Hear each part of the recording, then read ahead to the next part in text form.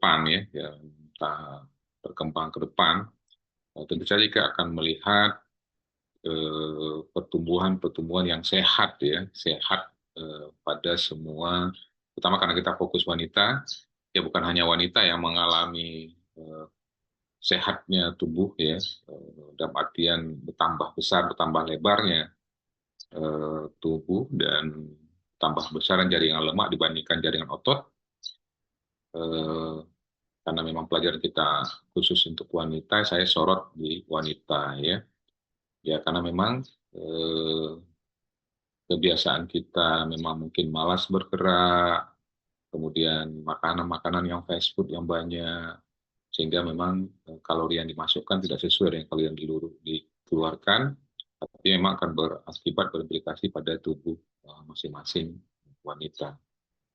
Nah, tentu saja eh, akan terjadi penambahan berat badan yang begitu cepat ya.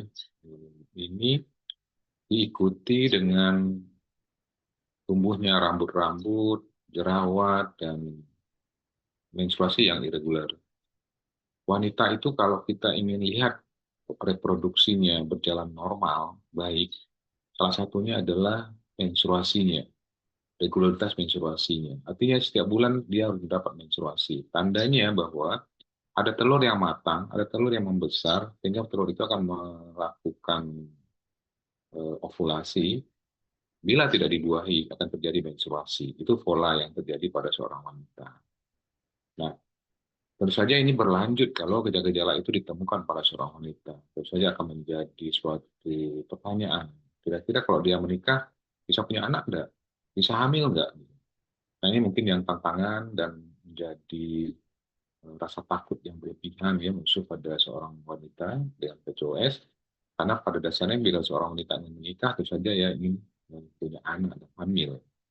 Itu konsekuensi yang harus ini. Nah, pertanyaannya, kalau tadi remaja sudah mendapatkan gejala-gejala ini, tentu saja progresivitas dan terus berkembang sewaktu dewasa dan menikah akan lebih terjadi dan memang akan kesulitan. Kita tahu bahwa PCOS ini ditemukan pertama sekali oleh Stanley Leventhal ya, eh, di mana dia menerbitkan suatu jurnal di American Journal of Obstetrics and Gynecology pada tahun 1935 yang beliau membahas tentang amenorrhea associated with bilateral polycystic ovaries, di mana dari 7 wanita dengan berbagai gejala klinis yang dia temukan berupa obesitas, hirsutism, jerawatan, amenorrhea. Nah, ini dikaitkan dengan pembesaran uterus, pembesaran ovarium, dengan ditemukan adanya ovarium polikistik di kedua ovarium kiri kanan. Ini awal mulanya beliau menemukan simptom dan beliau menulis di American Journal of Gynecology. Kita tahu bahwa ovarium polycystic syndrome ini ada suatu kelainan endokrin dan metabolisme. Ini paling umum pada usia reproduksi seorang wanita. Jadi usia-usia remaja seperti kalian sekarang ini sangat umum terjadi. Nah, gambaran yang paling umum terjadi itu adalah berupa anovulasi. Jadi kita sudah singgung di awal tadi, anovulasi. Jadi tidak terjadi ovulasi, tidak ada sel telur yang membesar, tidak ada sel telur yang menetas. Ibaratnya seperti itu, ya. Sehingga cenderung akan terjadi suatu hiperandrogen dan morfologi ovarium polikistik pada seorang wanita. Itu yang disebut dengan PCOS. Nah, PCOS ini akan menyebabkan suatu disfungsi reproduksi yang serius. Salah satu yang akan dialami wanita adalah infertilitas. Ya, tidak bisa hamil, sudah hamil. Ya, bagaimana hamil? Kalau telur wanita itu tidak bisa tumbuh dan berkembang, berhenti tumbuh. Ya. Jadi seorang wanita itu di masa suburnya, dia harus mempunyai sel telur ukuran 17-18 ke atas. Ya. Kalau kita lihat fisiologi sel telur seorang wanita, setelah dia selesai haid, itu mulai haid hari pertama sampai hari kelima, itu ukuran sel telurnya 5 mili. Nanti tumbuh dan berkembang, hari ke-6 terus bertambah, bertambah, bertambah, sehingga pada hari ke-12, kita akan temukan sel telur mungkin 17 atau 18. Atau bisa saja 20. Sehingga memang rentang itulah masa subur seorang wanita di hari ke-14-nya. sebelum haid akan datang. Itu mungkin hitung-hitungan secara manual ya. Tapi pada dasarnya kalau kita mau menilai masa subur, itu kita akan melihatkan sel telur membesar dengan ukuran di atas 18. Pada orang-orang PCOS, ini nggak terjadi. Sel telurnya tidak akan membesar, berhenti tumbuh dan berkembang dia, hanya di ukuran 9 mili saja. Nah, ini yang menyebabkan infertilitas pada seorang wanita karena memang telurnya tidak bisa dibuahi. Dia akan anovulasi. Nah, bila terjadi kehamilan pada seorang wanita dengan PCOS, cenderung terjadinya komplikasi kehamilan. Kenapa? Karena memang kualitas dari sel telurnya yang kurang baik. Biasanya akan terjadi keguguran pada masa-masa itu. Jadi makanya kalau orang PCOS, kalau terjadi kehamilan, kita upaya hamil jadi kuat, kita akan memberikan suatu penguat rahim ya, penguat kandungan, memberikan pasokan progesteron yang lebih besar untuk bisa membantu kehamilan bila terjadi keguguran. Karena memang dia progesteron akan resisten pada orang-orang dengan PCOS. Nah, kemudian akan terjadi gangguan fungsi metabolisme, cenderung DM tipe 2, dan ini akan berlanjut menjadi resistensi insulin. Serta yang paling ditakutkan adalah terjadi gangguan psikologis. Kenapa? Akan terjadi depresi. Bayangkan orang main-main seperti biasa, dia nggak mens-mens ya. Kemudian kalau dia menikah, orang sudah hamil dalam waktu 5 bulan menikah itu rata-rata 80% wanita akan hamil. Tapi dia juga belum hamil, sampai 1 tahun juga belum hamil. Nah, ini akan menimbulkan depresi dan kecemasan. Apalagi kalau pulang-pulang lebaran ke kampung, kok udah punya anak, itu pertanyaan alamiah yang dialami oleh seorang wanita atau pasangan ya. Nah, itu tentunya akan menimbulkan kecemasan, depresi, tuntutan, apalagi suku-suku tertentu. Nah, itu memang sangat mengharapkan ada anak ya lebih cepat untuk dapat. Ya. Nah, itu betul akan menimbulkan kecemasan pada seorang wanita. Dengan prevalensi 4-18% pada usia reproduksi, kita tahu usia reproduksi itu 15-45 tahun, dan ini ditemukan 4-18%. Dan paling sering 20% itu penyebab fertilitas pada wanita sangat terkait dengan resistensi insulin. Nah, hati-hati itu pada orang yang gemuk, ya, dipasok terus makanannya, sehingga insulinnya resisten. Udah minta ampun dia, udah lelah dia, sehingga memang akan terjadi risiko diabetes, gangguan kardiovaskular, dan hipertensi. Ini insidensinya, sehingga diagnosa PCOS ini merupakan tantangan kita semua, karena memang rentang gejala dan tampilan klinis yang sangat luas orang PCOS. Jadi berbeda-beda. Nanti kita akan bahas bahwa fenotipnya itu ada 4 fenotip yang berbeda-beda pada orang-orang dengan PCOS. Tidak ada yang sama. Coba kita lihat ini patofisiologinya ya. Dinyatakan bahwa faktor genetik itu menyebabkan alur untuk jadi suatu PCOS. Nah, kalau ada ibu, saudara dekat perempuan yang ada PCOS, cenderung kita perempuan itu juga akan mendapatkan PCOS, secara genetik akan diturunkan. Kedua adalah obesitas.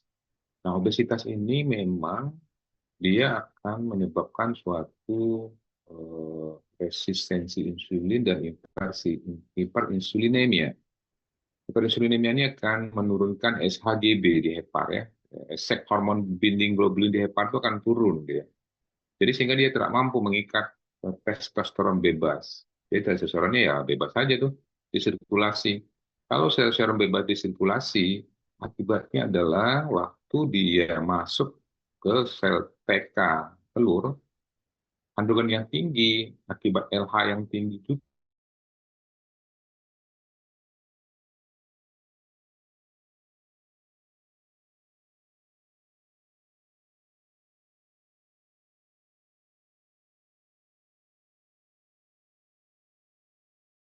itu akan terhambat. Ya. Apa dampaknya? Sel telur yang dibuat di sel granulosa, estrogen yang dihasilkan di sana, itu tidak berdasarkan telur. Sehingga telurnya berhenti tumbuh hanya ukuran 5-9 mili saja.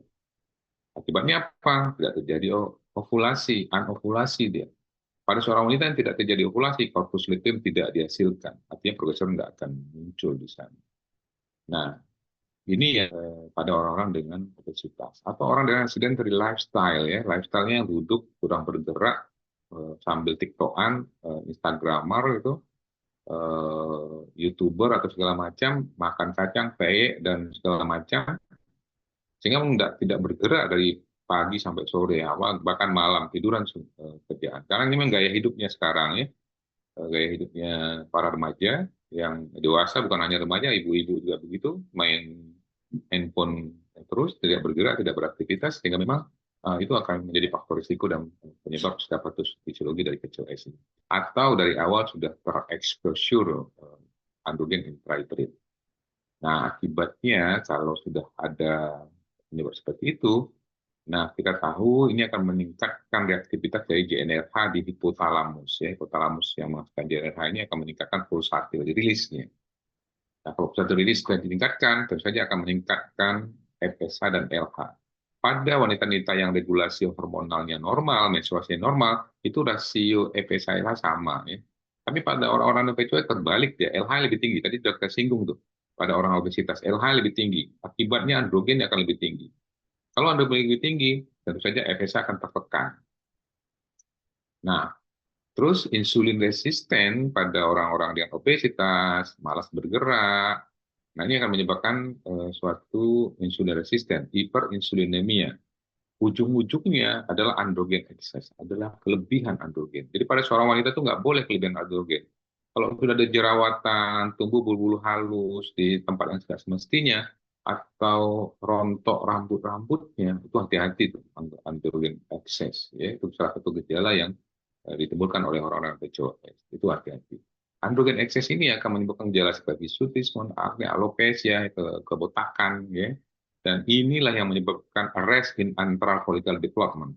Jadi folikel antralnya itu hanya sampai tumbuh lama ukuran 5 sampai 9 mili, tidak berkembang. Ya. Padahal seorang wanita itu butuh tuh sel telurnya ukuran 17, 18, 20 ke atas. Pada orang PCOS itu nggak tercapai. Ibarat kalau kita punya pohon mangga, ya kalau pohon mangga itu di pohon mangganya ada yang hijau, ada yang merah, kuning gitu, tentu saja itu yang lihat pasti menarik gitu. Pasti menarik ya kalau matang masa ya. Nah, demikian juga kalau hasil telur yang tidak matang, tentu saja tidak tertarik, tidak ada yang menarik. Sperma juga tidak mampu untuk ke sana. Karena sperma mungkin berputar-putar aja dia, menunggu dia akan mati sendiri. Karena tidak ada yang bisa dia buahi, ya tidak ada penghasil sel telur, penghasil oosit pada hal seperti itu. Jadi tidak matang dia, arrest folikel antralnya arrest, tidak berkembang. Akibatnya apa? Anovulasi. Ini yang disebut dengan polikistik ovarium. Ya. Kalau sudah anovulasi, tentu saja tidak ada korpus luteumnya dan progesteronnya tentu saja menurun, rilis progesteronnya. Nah, akibat itulah terjadi subfertilitas, infertilitas pada seorang wanita. Akibat apa? Gangguan perkembangan oosit yang ya mungkin kalaupun bisa berkembang dan bertumbuh terus, kalau tadi kehamilan ya akan menjadi suatu peningkatan keguguran dan juga mungkin kalau hamilnya berlanjut akan menyebabkan suatu komplikasi kehamilan itu sendiri berbagai sebab ya. Nah, akibat dari penurunan progesteron ini tentu saja estrogen akan menang sendiri dia, unopposed estrogen dia. Nah, ini yang menyebabkan sering terjadi perdarahan pada orang-orang dengan PCOS. Ada breakthrough bleeding di sana. Jadi unopposed estrogen. Estrogen itu tidak ada lawan dia. Dia sendiri aja karena yang progesteronnya turun. Rendah ya, decrease progesteronnya. Nah, ini yang dampak lanjut pada orang PCOS akan menyebabkan suatu resiko endometrial cancer. Jadi dampak PCOS itu juga sangat berbahaya kalau dibiarkan dan dampaknya adalah suatu kanker pada endometrium. Pada prinsipnya, tadi kita lihat, kita simplifikasi yang tadi kita sebutkan, ternyata memang hanya 3 hal ini yang menyebabkan masalah pada orang-orang dengan PCOS. Apa itu? Pertama adalah imbalan hormonal, ya. Tidak ada keseimbangan hormonal di sana. Atau yang kedua adalah insulin resisten. Yang ketiga adalah hiperandrogen. 3 hal inilah yang menyebabkan patofisiologi PCOS akan tumbuh dan berkembang yang berakibat hal-hal tadi, adanya irregular menstruasi, anovulatory, androgen yang meningkat, hirsutisme, akne, kebotakan, dan resistensi insulin. Nah ini ya, akhirnya ujung-ujungnya adalah amenoria pada pasien dengan PCOS. Nah 3 hal inilah yang menyebabkan saling bekerja sama yang berperan terhadap patofisiologi orang-orang dengan PCOS.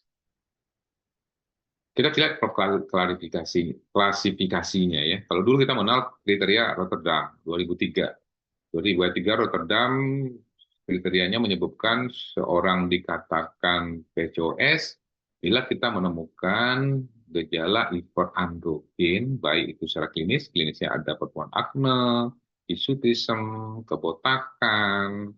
Nah, itu akan terjadi gambaran klinis seperti itu. Atau kita periksa laboratorium biokimianya dengan misalkan testosteron bebas. Itu adalah hiperandrogenemia pada orang-orang PCOS.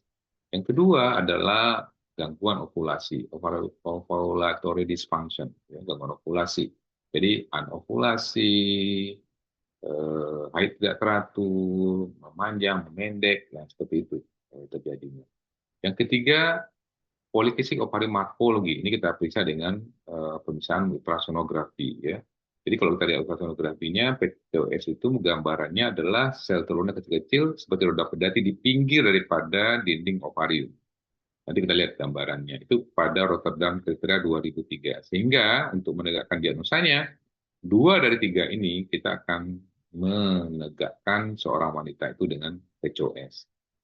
Dalam perkembangannya, ternyata eh, pada 2012 ya itu dinyatakan bahwa kriteria ditambahkan dengan fenotip identifikasi, ya. Karena memang ada berbagai macam model daripada eh, PCOS ini. Jadi Rotterdam tambah dengan fenotip identifikasi. Apa yang fenotipnya? Ada 4 fenotipnya. Fenotip A, ya. Ketiga-tiga gejala klinis, penemuan klinis ini kita temukan. Kita temukan hiperandrogen, kalau hubungan ovulatory dysfunction, dan polikistik ovarium morfologi. Ketiga-tiganya ini kita temukan pada orang dengan fenotip A PCOS. Yang kedua, fenotip B. Kita hanya menemukan 2, hiperandrogen dan ovulatory dysfunction. Hanya 2 saja. Fenotip C, kita temukan hiperandrogen dan polikistik ovarium morfologi, jadi tanpa gangguan ovulasi.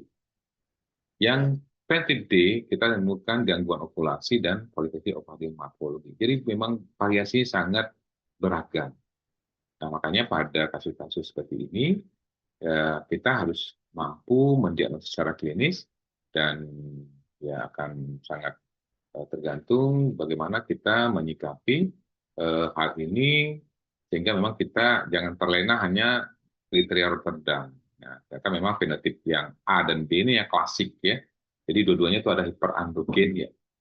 Hiperandrogen. Nah, yang fenotip C, nanti kalau kalian temukan, ya, kok orang ini terjadi ovulasi dia, padahal dia hiperandrogen, kemudian polikistik ovarium morfologi, tapi dia ovulasi.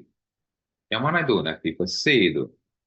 Kita tadi sudah temukan anovulasi, ternyata ada yang ovulasi, yang tipe C, ya, itu ovulasi. Kita akan temukan beragam-ragam diagnosa itu. Tapi pada kasus ini kita temukan hiperandrogen, dan kita temukan ovariumnya polikistik ovarium morfologi. Itu yang tipe C. Nah, yang fenotip D ini yang non hiperandrogen. Tapi kebanyakan fenotip ini semua adalah didukung oleh hiperandrogen. Jadi tadi kita lihat di patofisiologinya, sentralistiknya adalah hiperandrogenemia, ya. Nah, ini mungkin kita bisa lihat, ya, gambar-gambaran suatu hiperandrogen dengan manifestasi klinis yang kita temukan, sehingga memang kita bisa menilai hirsutismenya, apnenya, androgen alopecia, akantosis nigricans. Ini kalau orang-orang gemuk itu kalau sudah ada di lipatan-lipatannya ada kehitaman, ya, di ketiak, di lingkar pinggang, paha. Nah, itu sudah sebagai tanda klinis adalah suatu hiperandrogenemia. Jadi hati-hati kalau kondisi itu kita temukan. Itu adalah tanda-tanda hiperandrogen dengan resistensi insulin. Nah, ini gambaran klinis yang bakal kita dapatkan, ya, pada orang-orang dengan PCOS. Sebenarnya wanita itu kan jarang, ya, tumbuh rambut, kumis di tempat-tempat yang nggak semestinya. Karena memang keadaan pada androgennya, pada testosteronnya pada testosteron wanita. Nah, beda dengan lelaki, karena memang kadar testosteronnya tinggi, itu akan tumbuh kumis, jenggot, ya, berbulu dada, dan itu tidak tidak ada ditemukan pada wanita, kecuali pada wanita dengan PCOS karena hiperandrogenemia. Itu secara klinisnya. Kalau pada ultrasonografi bisa dilihat tuh gambar ultrasonografinya, ternyata memang ada suatu gambaran polikistik kayak roda pedati ya. Jadi ada gambaran folikel telur nih, kalau yang kita lihat ini adalah folikel sel telur. Jadi seorang wanita ini folikel telurnya seperti ini nih di masa-masa awal menstruasinya ya. Nih kecil-kecil, hanya ukuran 5 sampai 9 mili saja. Pada seorang wanita butuh 17 ke atas ya, lebih dari 17 mili ke atas untuk bisa ovulasi dan siap dibuahi. Nah, pada wanita ini nggak terjadi. Yang terjadi pada PCOS hanya ukuran 5 sampai 9 mili saja. Jadi sebenarnya hiperandrogen itu yang paling utama ya untuk patofisiologi orang-orang dengan PCOS. Nah, kalau kita lihat ini ya yang AB tadi juga PCOS klasik, dengan sebenarnya yang terbanyak itu justru yang D ya, fenotip terbanyak ini. Nah, jadi kadang-kadang ya tidak ada gangguan ovulasi, dia tetap ovulasi, tidak menstruasi. Tapi dengan hiperandrogen dan gambaran makroga pada polikistik, itu adalah fenotip yang terbanyak, ternyata yang D itu.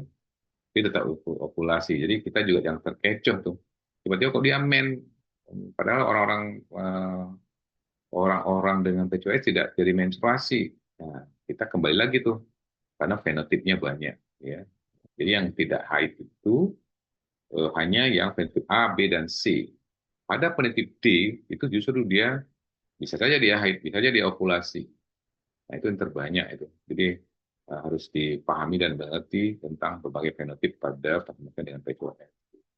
Nah, ini tingkat keparahannya. Ternyata memang semakin semua gejala ditemukan, itu semakin berat gejalanya. Dan androgen juga menentukan di situ. Untuk menentukan beratnya penyakit PCOS ini, keparahannya. Bagaimana mendiagnosisnya? Ya, ini mungkin gambarannya. Kalau kita mendiagnosis, pertama, gambaran klinisnya. Gambaran klinis hiperandrogen. Ya, klinisnya apa? Jerawat, hirsutism, dan adanya kebotakan ya karena hiperandrogen. Jadi wanita kalau udah gugur rambutnya hati-hati tuh suatu hiperandrogen pada wanita. Apalagi kalau misalnya jerawat banyak, kemudian ada tubuh bulu halus dan rambutnya sering kebotakan. Nah ini hati-hati pada wanita kemungkinan ada suatu gambaran klinis dari hiperandrogen dan bisa saja berkaitan dengan PCOS. Walaupun hiperandrogen itu nanti kita lihat tuh ada diferensial diagnosanya yang lainnya. Atau mungkin gangguan biokimia ya karena peningkatan total testosteron bebas yang kita lihat secara biokimia ya. Jadi secara klinis dan secara biokimia hiperandrogen bisa ditegakkan. Yang kedua apa? Gangguan menstruasi dan anovulatory. Nah, wanita itu kan sebenarnya normalnya haidnya kan 21 sampai 35. Kalau sudah kurang dari 21 hari atau lebih dari 35 hari, nah ini sudah terjadi gangguan menstruasi. Artinya ada gangguan ovulatori di sana. Akibatnya memang pada wanita-wanita dengan menstruasinya frekuensi di bawah 21, kurang lebih dari 35, ini biasanya adalah luteal progesteronnya akan sangat rendah sekali, yang mengindikasikan bahwa dia ada anovulasi.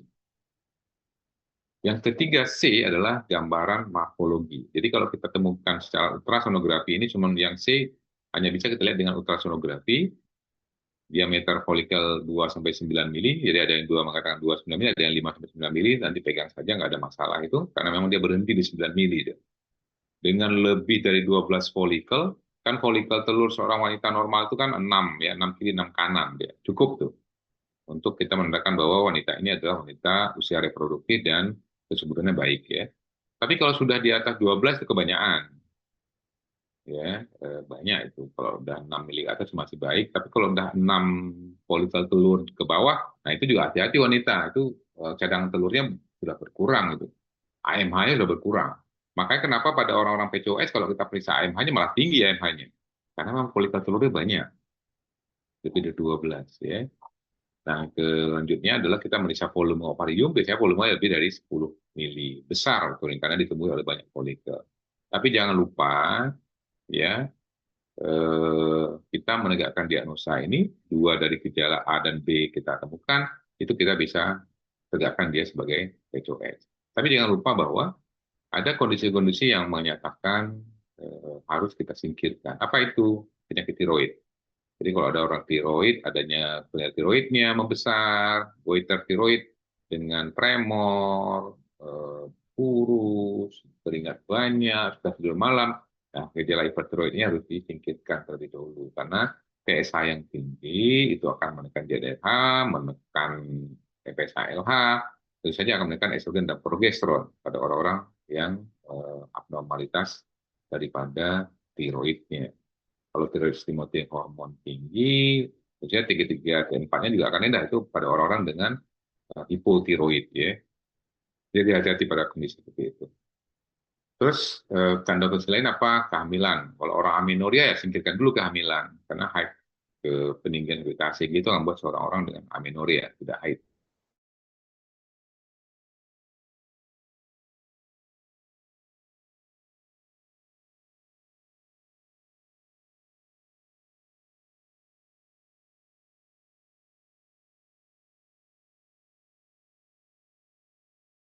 Eh,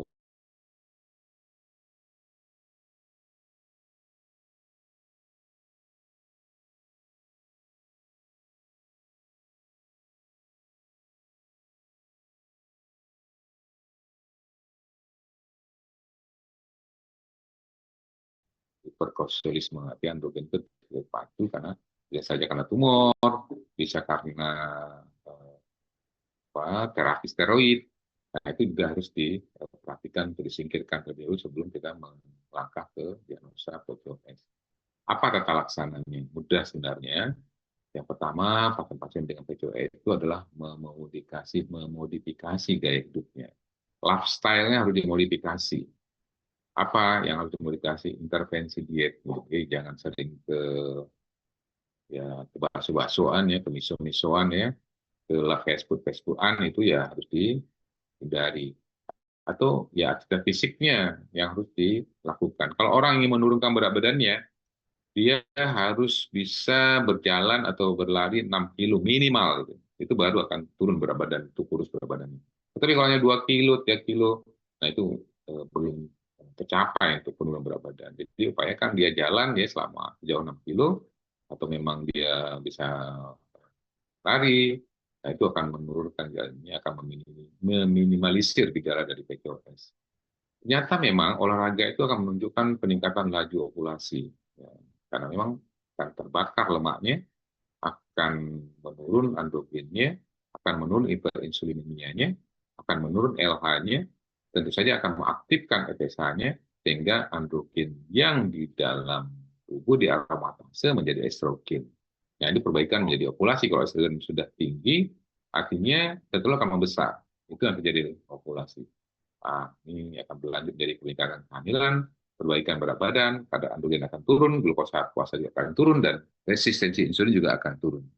Ternyata orang-orang dengan PCOS, jadi PCOS itu ada yang obesitas, ada yang lean ya, ada yang kurus ya. Jadi tidak semuanya pasien-pasien PCOS itu obesitas, karena ada yang kurus juga. Justru yang kurus itu yang susah ngobatinya. Karena obesitas ini ya dengan penurunan berat badan saja 5-10% sudah cukup untuk mengembalikan fungsi reproduksi 55 sampai 100%. Nah, data juga bisa memprediksi hirsutism 40 sampai 50% dalam waktu 6 bulan setelah penurunan berat badan. Jadi 6 bulan turun berat badan, mungkin kita nggak perlu obat-obatan untuk hamil. Mungkin bisa langsung diberikan. Ini pemberian obat-obatan ya. Kalau kita ingin melakukan suatu kondisi misalnya hanya ingin dia anovulasi nih, menstruasinya irreguler, ya mungkin kalau hanya ingin mengobati menstruasi irreguler ya cukup mungkin kita berikan aja hormonal kontrasepsi, pil kontrasepsi. Ya pasti itu mudah tuh kan di puskesmas ada, di klinik-klinik swasta ada banyak. Jadi kasih aja pil kontrasepsi untuk mengatur ya, meregulasi menstruasinya yang tidak teratur. Jadi targetnya kalian kuliah hari ini untuk terapi-terapi menstruasi tidak teratur pada orang-orang yang sudah diduga PCOS, ya kasih ya pil kontrasepsi. Jadi tidak ragu-ragu dan tidak takut lagi karena sudah mengerti bahwa oh ini irregulasi menstruasinya karena dia sudah gemuk, kemudian jerawatan, hirsutism. Nah, saya akan berikan pil KB untuk mengatur menstruasinya. Nah, Mungkin di second line-nya ada bisa kadang metformin. Kalau kita sudah tahu bahwa dia adalah suatu pasien dengan hiperinsulinemia, resistensi insulin sudah ada, akan topis signifikan ya, kehitaman di leher, ketiak, dan selangkangan pinggang.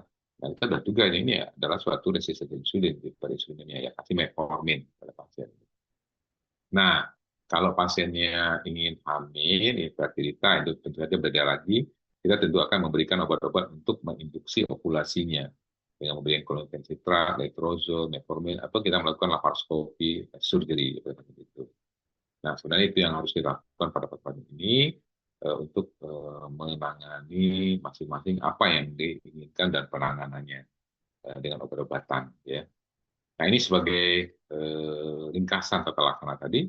Kalau dia ingin hamil, kita pertama tetap lifestyle ya, merubah gaya hidup, memodifikasi gaya hidup ya. Kemudian baru kita lakukan induksi ovulasi, tadi ada letrozol. Kalau sekarang memang letrozol itu sebagai first line-nya. Kemudian konvensitas sebagai second line, dan gonadotropin yang suntikan itu sebagai line ketiga ya, grade ketiga. Kalau nggak berhasil juga kita laparoskopi, kita tusuk tuh ovariumnya, kita keluarkan androgen intrafolikulernya, nanti akan keluar cairan berwarna kuning tuh dari ovariumnya. Atau kalau juga nggak berhasil, kita akan lakukan suatu inseminasi atau bayi tabung pada pasien dengan PCOS.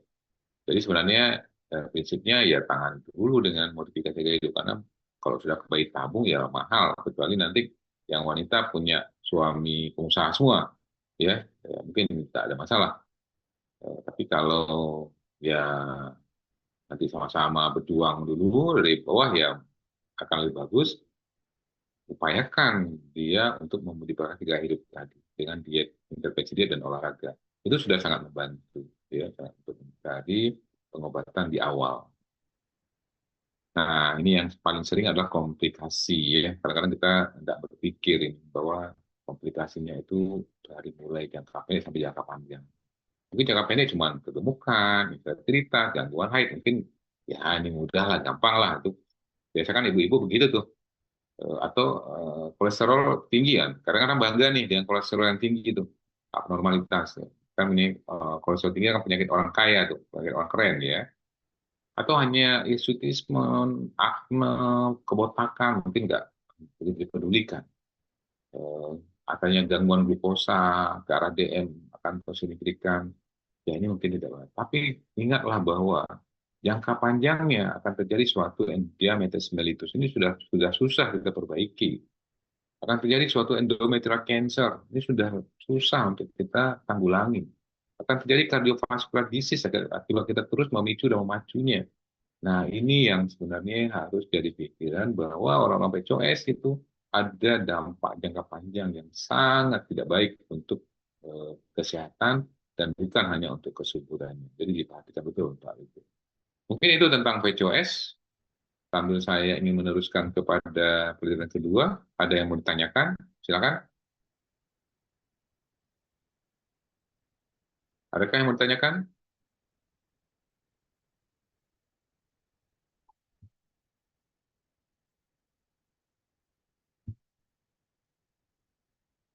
Bu Ketua, Bu Ketua, mana ketuanya? Ketua, Ade, mana Ade? Belum masuk tadi temannya, yang ketuanya. Ade, Iya dokter, udah masuk dia dokter. nah kalau nggak kamu saja yang, kamu foto screenshot lagi, kirim saya lagi. Ade, sebelum yang kedua nih, saya mulai. Foto 1 menit, Baik dokter. kirim sekarang ya.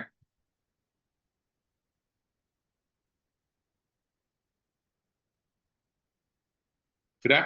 Belum masuk?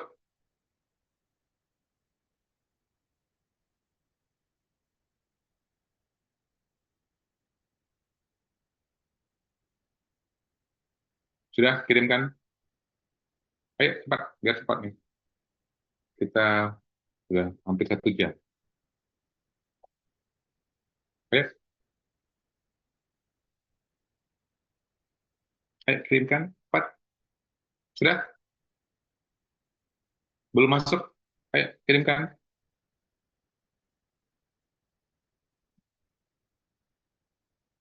Ayo Ade.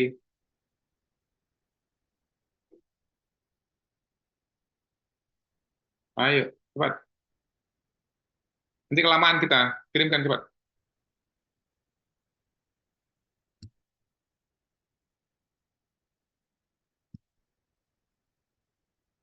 Loh, kok belum? Ayo.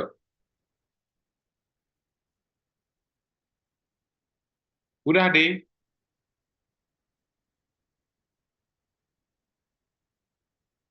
Halo. Ade Asifa, SP, Iya, Sarjana, Sarjana iya dokter. Pertanian. Iya dokter, lagi saya kirim ke Halimah dokter. Ya, kamu aja kirim langsung. Lima lama dia. Nggak respon-respon. Sudah, oke ya. Kita masuk ya ke yang kedua. Kita bicara tentang amenoria. Ya. Apa itu amenoria, Ade? Ade Asifa SP. SP itu bahasa Sarjana Pertanian. Bukan dokter, nama dokter.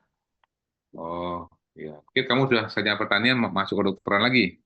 Enggak dokter. Sebentar dokter. Apa tuh Hmm. amenoria? Oh, sebentar. A5, apa itu amenoria?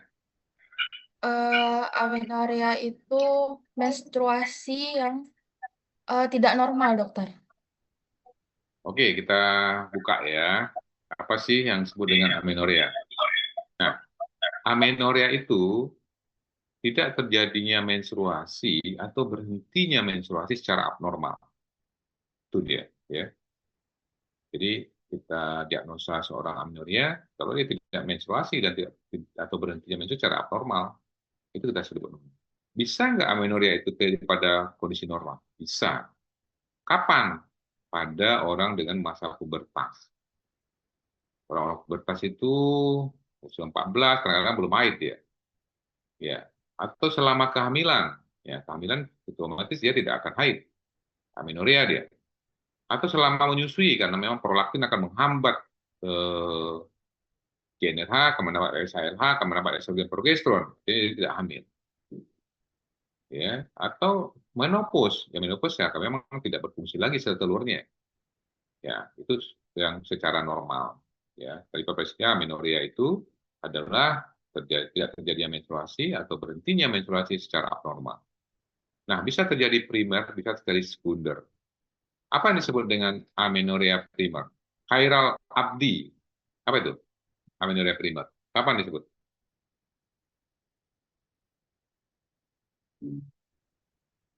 Gimana? Chiral abdi.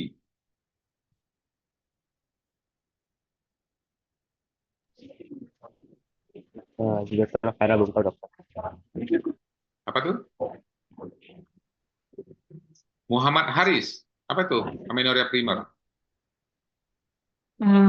Izin dokter, kalau setahu saya amenorrhea primer itu eh, tidak terjadinya menstruasi pada wanita dokter.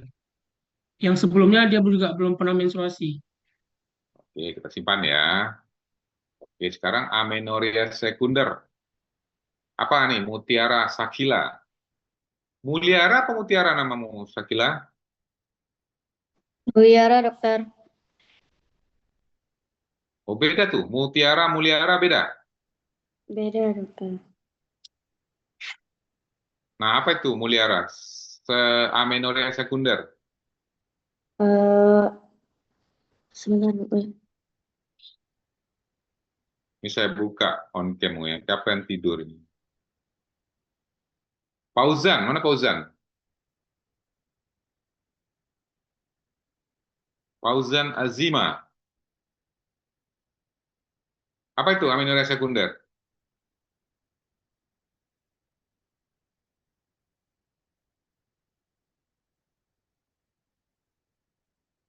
Apa Fauzan? Benar dok. Tidur kamu? Tidak dok. Apa tuh amenoria sekunder? Amenorrhea sekunder itu dia terjadi ketika hmm, Ketika laut teduh atau ketika hujan berhenti? ya, Muhammad Alfi Rafdi. Kamu jangan jawab ketika hujan berhenti atau ketika angin berhenti berembus ya. Apa itu? Amenorrhea sekunder. Muhammad Alfi Rabdi. Nah, apa itu? Apa itu amenorrhea sekunder? Amenorrhea yang terjadi pada orang yang sudah pernah haid, tapi tiba-tiba nggak haid lagi. Oh, ya benar. Hebat juga sih, Alfi. Oke, ya kita buka ya. Jadi kalau kita bicara amenorrhea primer, ya, ini menurut Sperov 2011 ya, jadi kalau kalian baca buku Sperov itu, dinyatakan dia amenorrhea primer kalau pada usia 14 tahun seorang wanita belum haid. Ya, 14 tahun ya batasannya. Tapi pada usia itu seks sekundernya belum berkembang. Jadi dua-duanya ditemukan, dia tidak haid, seks sekunder juga nggak berkembang. Apa tuh seks sekunder? Ya Nisa.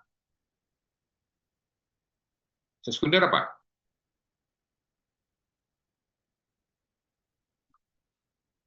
Apa ya Nisa?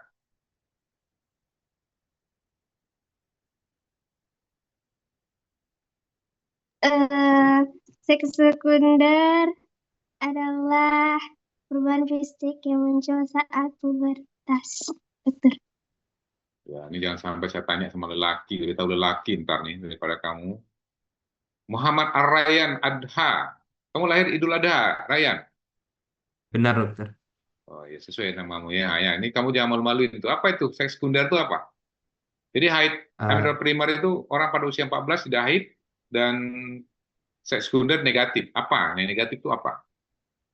Seks sekunder itu perubahan fisik selain pada organ-organ vital, dokter. Misalnya pada wanita itu pertumbuhan payudara, Apalagi? dokter. Kemudian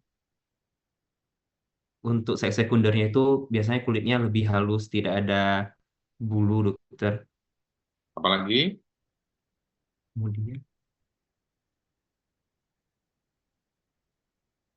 Seks sekunder pada wanita itu apa? Tanda dia sudah dewasa.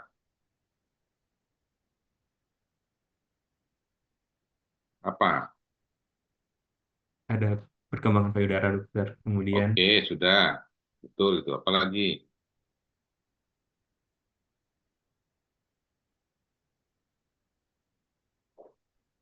Apa?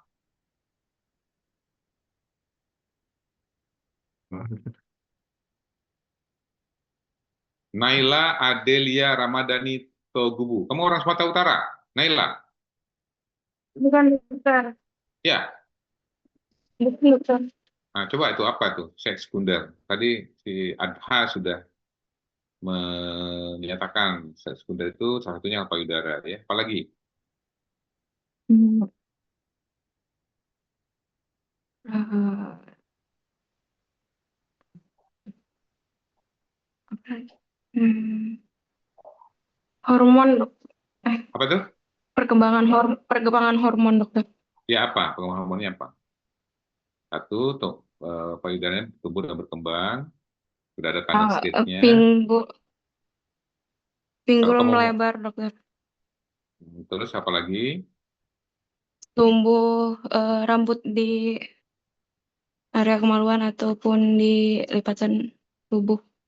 Ya itu ya. Jadi Bukan kalau kita lengan. bicara pada orang-orang dengan usia 14 tahun tidak haid, kemudian seks sekundernya payudara tidak berkembang, tidak tumbuh bulu-bulu di pubis dan ketiak, ya.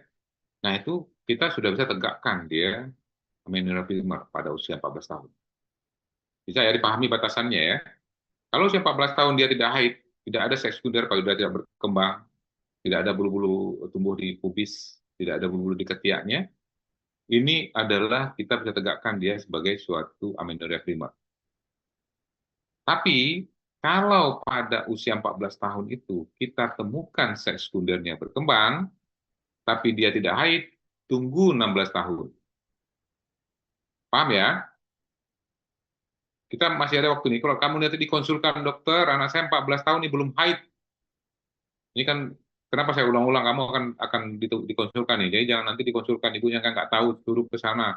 Kamu rugi-rugian ini kuliah di kedokteran ntar tuh. Nanti malu-maluin fakultas kedokteran. Jadi kalau pada usia 14 tahun dia belum haid, tapi seks sekundernya ada, payudaranya ada, rambut pubisnya tumbuh, rambut ketiaknya tumbuh, tunggu sampai 16 tahun. Bu, kita tunggu ya Bu, 16 tahun ya Bu. Nanti 16 tahun Ibu, kita lihat tuh, haid nggak gitu. Jadi kalau dia 14 tahun tidak haid, seks sekunder berkembang, tunggu aja sampai 16 tahun. Nanti kita lihat Bu, 16 tahun. Itu. Ya, dipahami ya. Nah, ada satu keputusan lagi nih yang diupdate nih 2017. Dia menambah 1 tahun nih dari usia 14 dia jadikan 15 tahun. Usia 16 tahun jadikan 15 tahun dan usia 14 tahun dia turunkan menjadi 13 tahun. Jadi dia lebih turunkan usianya ya. Kalau tadi Sparrow mengatakan 14 tahun, kalau 2017 update itu dia turunkan 13 tahun yang disebut dengan amenorrhea primer. Nah, kemudian pada yang haid 16 tahun itu dia turunkan jadi 15 tahunnya hanya perbedaan penurunan umur saja. Karena kalau kita lihat usia menar sekarang ada yang memakai usulan 13, ada yang memakai 12, ada yang 11 tahun. Itu jurnal masing-masing berbeda-beda. Silakan nanti kita pilih yang mana yang menurut kita. Tapi tidak ada yang salah, semuanya sama saja ya. Kita masih bisa, kalau misalnya mau tegakkan di usia 13 silakan, di usia 15 ya silakan. Oke gitu, bisa dipahami ya. Nah, ini dia amenorrhea sekunder. Amenorrhea sekunder itu tidak terjadinya menstruasi lebih dari 3 bulan. Jadi kalau 3 bulan seorang wanita tidak haid juga, dengan siklusnya teratur selama ini, itu yang disebut dengan amenorrhea sekunder. Pertanyaannya, bagaimana kalau dia memang menstruasinya tidak teratur? Sekali 21 hari, sekali 20 hari, sekali 35 hari, sekali 40 hari. Itu kita tunggu 6 bulan. Baru kita tegakkan dia sebagai amenorrhea sekunder. Itu batasannya. Ya, ini batasan yang harus kalian pahami dan kalau mengerti sebagai seorang klinisi yang nantinya akan ditanya oleh ibu-ibu pasien yang akan kalian rawat nanti. Oke, itu. Apa penyebabnya? Ya. Penyebabnya bermacam-macam. Penyebab primernya itu salah satu adalah dysgenesis gonad, jadi gangguan pada perkembangan dari gonadnya. Pada orang Turner syndrome. Nanti kita lihat tuh, Turner syndrome itu bagaimana sih? Gitu. Itu hanya 43%. Yang kedua adalah gangguan pada agenesis Mullerian. Itu tidak ada vaginanya dan tidak ada uterusnya. Vaginanya buntu. Nanti kita lihat pada sindrom MRKH, ya, MRKH dan pada sindroman androgen insensitivitas sindrom. Nanti kita lihat tuh bagaimana itu ada 15%. Atau memang keterlambatan pubertas, karena memang ada yang terlambat pubertasnya. Ya, kita sudah menunggu 16 tahun, 17 tahun juga belum haid ya. Ada itu memang. Atau memang defisiensi GnRH 5% dengan berbagai faktor penyebabnya. Jadi GnRH itu kan hormonal yang dihasilkan melalui hipotalamus. Jadi yang paling atas itu hipotalamus. Waktu dia defisiensi, tentu saja ke bawahnya akan defisiensi. FSH-LH akan defisiensi di hipofisis, estrogen progesteron akan defisiensi di ovarium, tentu saja perkembangan endometrium untuk menstruasi terganggu. Atau kita temukan septum di vagina. Jadi kalau udah septum di vagina ya nggak akan keluar darah dari menstruasinya. Tertahan tuh di rongga vagina atau sampai ke uterus atau reflux sampai ke kafum abdominal. Atau penurunan berat badan karena anoreksia nervosa, dia nggak akan makan, berat badan menurun. Itu akan cenderung amenorrhea bahasanya seperti itu. Atau hipopituitarisme. Jadi hipopituitarismenya tak mampu untuk memproduksi hormonal 2%. Atau pada kasus-kasus himen imperforata, himennya tertutup, ya, tidak bisa keluar darah haidnya. Atau karena komplit androgen insensitivity syndrome. Ini pada orang dengan seks kromosomnya XY, laki-laki ya, tapi penampilan seperti perempuan. Atau pada orang hiperprolaktinemia, kita temukan prolaktin pada orang payudaranya keluar air susu. Itu dia akan cenderung amenorrhea. Karena hiperprolaktin itu akan menghambat GnRH, menghambat FSH-LH, akan menghambat estrogen progesteron. Atau karena tumor di pituitari. Atau karena congenital adrenal hyperplasia, ini karena kortisolnya yang terganggu. Atau karena hipotiroid. Hipotiroid ini akan mengganggu hormon prolaktin, akan menekan GnRH, akan menekan FSH dan LH. Atau karena defek dari SSP, baik itu karena penyakit, atau karena fungsi pendarahan, atau gangguan di susunan saraf pusat. Nah, yang sekunder itu biasa pada pakai PCOS, pernah hamil, kalau hiperprolaktinemia karena memang dia menyusui. Nah, ini kita lihat yang penting ya, yang mana itu yang penyebab primer dari amenorrhea. Ini sebagai bagian kompartemen, ada kompartemen 1, itu adalah kelainan pada uterus, jadi aliran uterusnya yang terganggu. Tadi seperti adanya septum di vagina, adanya suatu adesi di uterus, adanya suatu septum yang umumnya aliran uterus yang terganggu, atau kompartemen di kompartemen 2, ovarium. Nah, ini bisa jadi ada dysgenesis ovarium pada orang dengan Turner syndrome, atau kelainan di hipofisis karena tumor hipofisis, atau kelainan di susunan saraf pusat, dalam hal ini adalah hipotalamus yang memang mungkin ada gangguan di SSP, penekanan atau karena tumor di sana. Itu bisa menyebabkan. Nah, ini coba dilihat, kita lihat etiologinya ya, yang disebut hipotalamus. Bisa itu penyakit kronis, ya bisa karena tumor, bisa saja karena ini faktor stres, psychiatric illness. Ternyata memang itu adalah faktor yang akan mempengaruhi hipotalamus. Jadi orang-orang stres itu dia akan terganggu menstruasinya, karena memang dia akan menekan hipotalamus pada orang-orang stres. Ya. Karena menghasilkan hormon kortisol itu meningkatkan seperti itu. Jadi ya kalau dulu masuk kedokteran pada stres dan gangguan tidur semua ya, tapi sekarang malah happy tuh kedokteran. Diteliti oleh teman-temannya malah tidak ada yang stres gitu, semuanya happy aja. Berarti sudah tidak ada lagi anak kedokteran yang stres sekarang, semua ada senang, tenang dan berlalu lancar. Kemudian di pituitary, ya bisa karena tumor, karena infak, karena irasi, atau karena memang operasi, atau karena hormon tiroidnya, makanya bisa karena hipertiroid ya. Jadi orang hipotiroid itu hamil, orang hipertiroid juga begitu, bisa dia keguguran ya hipertiroid, atau karena Cushing syndrome, tumor, atau karena memang di ovarium ada dysgenesis gonad ya, gangguan pada ovarium atau autoimun, atau operasi yang dilakukan pada ovarium, atau kemoterapi yang dilakukan sehingga kadang ovarium akan turun, dysgenesis di ovariumnya, dia akan mengganggu hormonal di ovarium. Atau karena di uterus, tadi kita ada uterus di kompartemen 1 itu, bisa synekia, agenesis, kehamilan, dan bisa saja karena cervixnya, ya, agenesis, atau karena vaginanya yang ada transversum septum di sana, atau pada himen karena himen imperforata. Ini etiologi yang terjadi amenorrhea. Nah, ini kita sudah bahas tadi. Ini sudah kita bahas pada Sian syndrome iskemik ya, nekrotik hipofisis, pelahiran perdarahan postpartum yang banyak, sehingga aliran darah ke otaknya akan terganggu, sehingga memang ada gangguan dan nekrotik di hipofisis. Ini yang menyebabkan Sian syndrome. Jadi kalau kita orang-orang perdarahan postpartum tuh hati-hati tuh.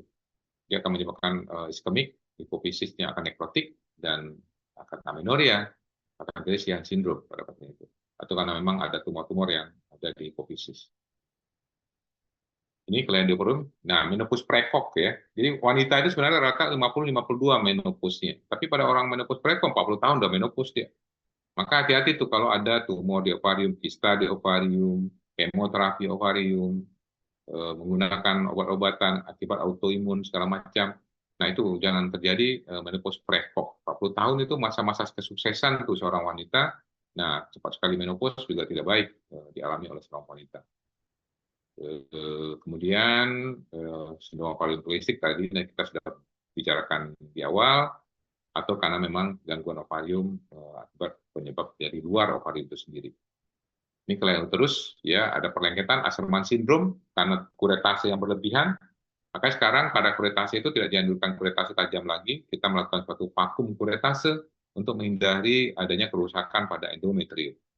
Itu Asherman syndrome. Atau karena endometrium resisten terhadap hormon, jadi nggak bisa lagi reaktif endometriumnya. Atau karena TB endometrium. Jadi kalau hati-hati kalian bertugas di tempat yang endemik tuberkulosa, orangnya datang ke kita dengan kurus, wanitanya kurus, batuk-batuk, terus mengeluh, dokter saya nggak men. Nah, itu kemungkinan adalah TB di endometriumnya. Itu akan tipis tuh endometriumnya. Nah, kalau tipis ya tidak akan haid ya.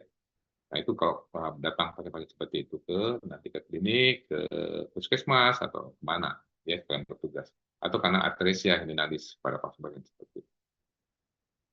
Nah, ini karena memang ovarium gagal, contohnya adalah sindroma Turner, ya, hipogonadism. Jadi di hipofisisnya menghasilkan gonadotropik, tapi di ovariumnya tidak mampu menghasilkan gonadotropinnya, hormonalnya, ya, estrogen progesteron tidak mampu dihasilkan ovarium. Artinya ovarium gagal. Salah satunya adalah sindroma Turner. Nah, nanti kita akan lihat tuh di samping karena memang postmenopause dan menopause prematur, ya, ovarium failure. Nah, ini yang paling banyak selama 40% nih diskensi sekunder adalah sindroma Turner. Yang mana sih sindroma Turner itu?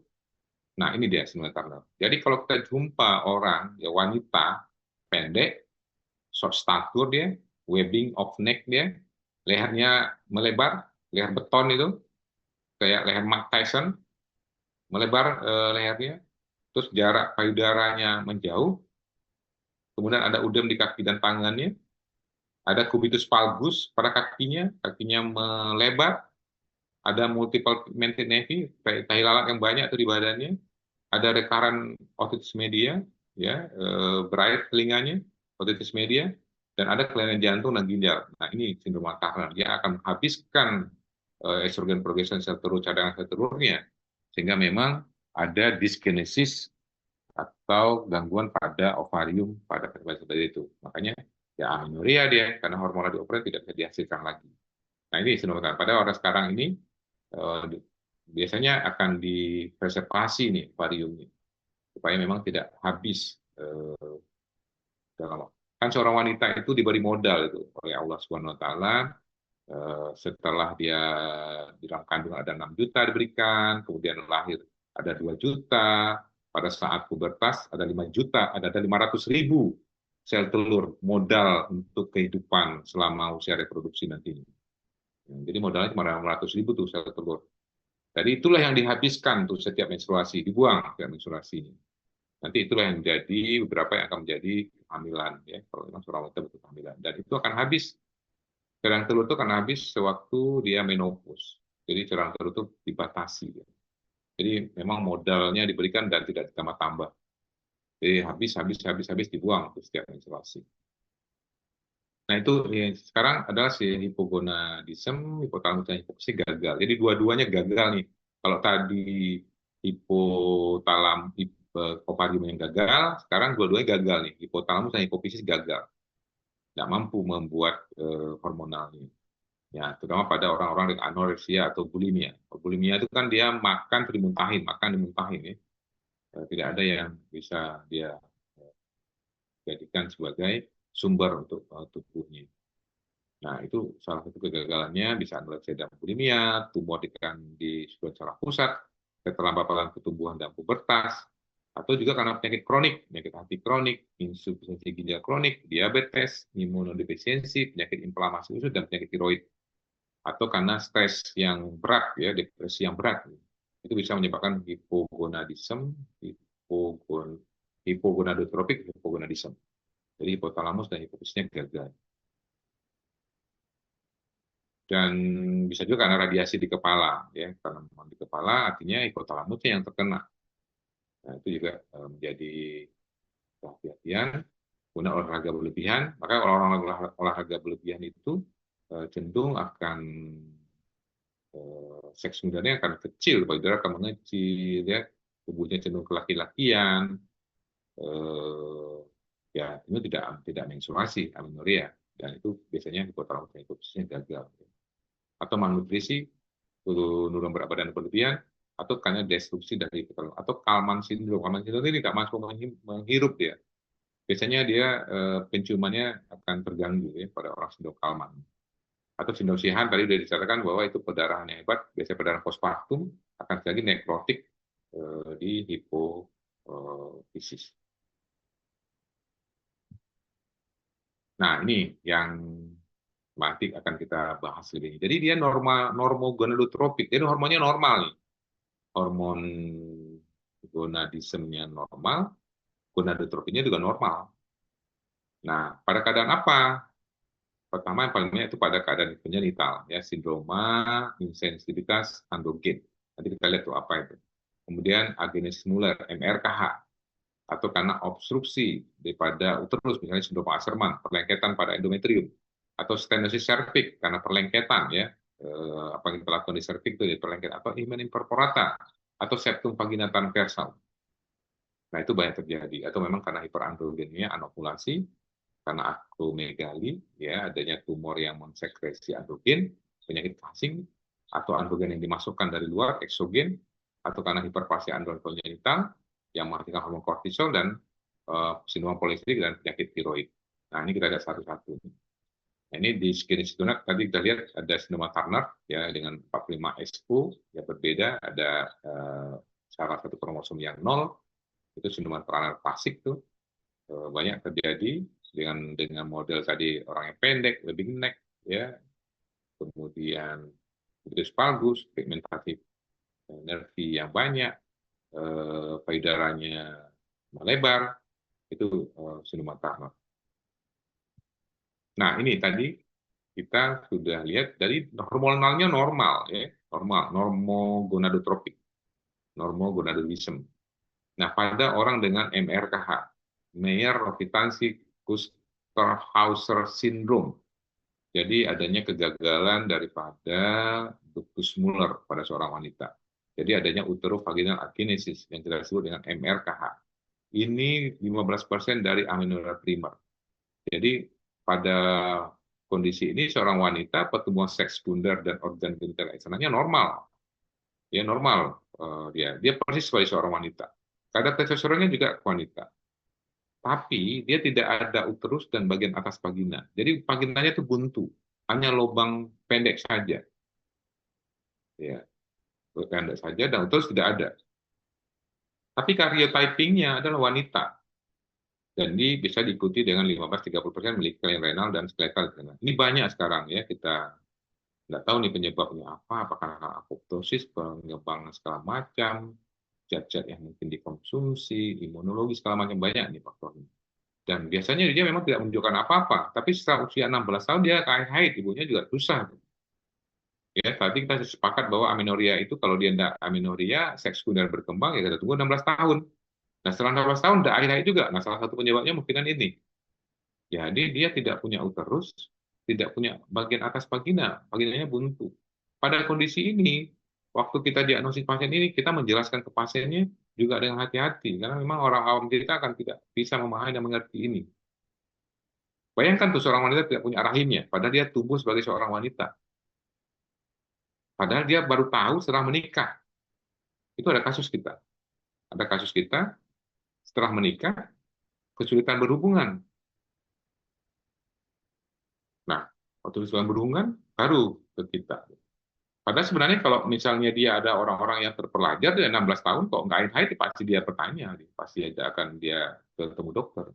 Tapi kalau kita di kampung kan menganggap tidak ada apa-apa, waktu menikah baru tahu. Gitu. Baru suaminya mengeluh, kok saya tidak bisa penetrasi.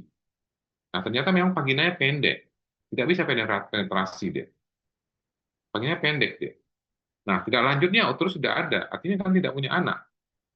Nah, itu kita mengedukasi, menyampaikan ke pasien terkait dengan hati-hati karena implikasi dan dampaknya akan besar kan. Ya, pastikan seorang orang yang menikah itu pasti ingin mendapatkan keturunan. Nah, pada kondisi ini tentu saja tidak ada keturunan bisa didapat ya. Karena memang tidak ada kandungannya. Walaupun hormonalnya tubuh sudah berkembang baik, ovariumnya, folikel ada, semua ada, tapi uterus tidak ada. Nah, sebenarnya ini salah satu penanganannya adalah surrogate mother ya. Kita Indonesia itu tidak diperbolehkan surrogate mother, artinya pinjam rahim.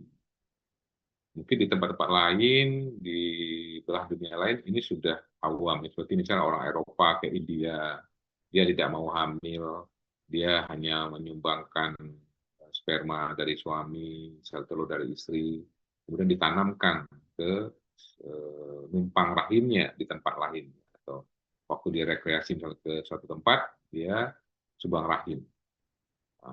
Tapi setelah lahir, anaknya diambil lagi. Kan anaknya itu persis kan fenotip dan kromosom dari ayah dan ibunya. Dia hanya numpang untuk ditanamkan, untuk dikandungkan, untuk dibesarkan dalam kandungan. Setelah lahir diambil lagi. Jadi anaknya tetap kromosomnya sama tuh dengan ayah dan ibunya, ya. Jadi dia hanya numpang di rahim orang lain. Nah, mungkin orang-orang Eropa kan berpikir, ya mungkin mereka tidak mau repot, tidak mau berubah tubuhnya, segala macam ya. Tapi kita Indonesia itu tidak mengizinkan, karena dianggap kehamilan itu adalah tali asih yang terjalin mulai dari seorang bayi dikandung oleh seorang ibunya. Dan Islam juga tidak mengizinkan hal itu. Nah, pada kondisi ini, sebenarnya penanganannya seperti itu, tapi Indonesia tidak mengizinkan. Yang paling bisa kita lakukan adalah kita membuat vagina baru. Nanti dibuat vagina baru untuk supaya bisa berhubungan saja. Makanya vagina baru itu dibuat sewaktu dia sudah menikah, ya, supaya memang bisa dipenetrasi, karena kalau nggak dipenetrasi dia akan nutup lagi deh. Itu sifat vagina bantuan seperti ini, karena dia buntu ya pada MRKH. Terus yang kedua adalah, nah ini androgen insensitivitas syndrome. Kalian pernah dengar tuh, dia menikah tiba-tiba walaupun pertamanya ketahuan bukan seorang wanita. Bukan pernah ya dengar ya kasus itu. Ya kemudian ribut tuh karena fenotipnya seorang wanita, tinggi besar, cantik, ya, seks sekundernya baik, bagus. Ternyata karyotypingnya 46XY, lelaki. Ya. Pernah ya kamu dengar ya, kan ada yang juga merubah kelamin segala macam tuh, tetap ingin menjadi wanita, padahal sebenarnya kromosomnya adalah XY, dia tetap mau menjadi wanita. Ya, saya tahu lah kalian tuh siapa ya. Dia tetap itu menjadi, padahal sebenarnya karyotypingnya XY, laki-laki, itu dia androgen insensitivitas syndrome.